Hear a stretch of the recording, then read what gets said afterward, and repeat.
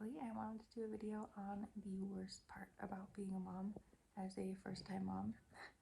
And I think that this will apply to a lot of people. And, everyone kind of talks about it, but it really hits home when you are going through it and you're the one experiencing it. And, I'm sure there's ways that you can help and there's different things that you can do, but I think nobody knows going into it. And then it happens and it's like, wow, you just kind of hit a wall that's really real. And so the worst part for me, this is 11 months into motherhood, worst part is the exhaustion. And I mean physical exhaustion. Hey, I'm holding up my phone right now. My arm is like not even handling it.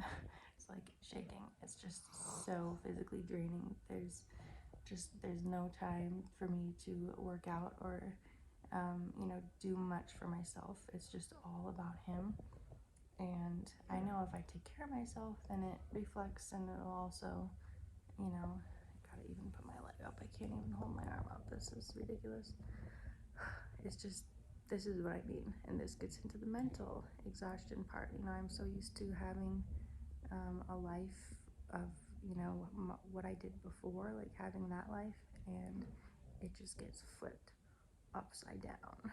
And in a good way. Like, it's good and bad. You can't say it's all good and it's not all bad. It's the most magical thing. It is. I'd do it all again. If I could pick, I would be right here right now. But it doesn't mean it's not so hard, physically draining. I mean, the lack of sleep. And they say like, oh, you'll get sleep again. It'll all get back to normal. But when, if we want more kids, when does that happen? The cycle just keeps going and going for years and years, and that just is like this doom feeling. And I mean, I did not get great sleep last night. He's teething right now, so he's doing long naps and very little sleep at night, but I don't really nap with him in the day. I just can't. So I am exhausted all day long, and like what that does is it just keeps you in this fight or flight state, and it's hard to function. I don't feel like I even have energy to get up and make food or get water, and it just cycles, negative spiral downward. It's really hard to break it. Lack of sleep, and then high cortisol levels, and then you can't fall back asleep, and then I'm taking melatonin, and where do you stop? And I think it's just going to be a time thing. I hope that it'll get better with time.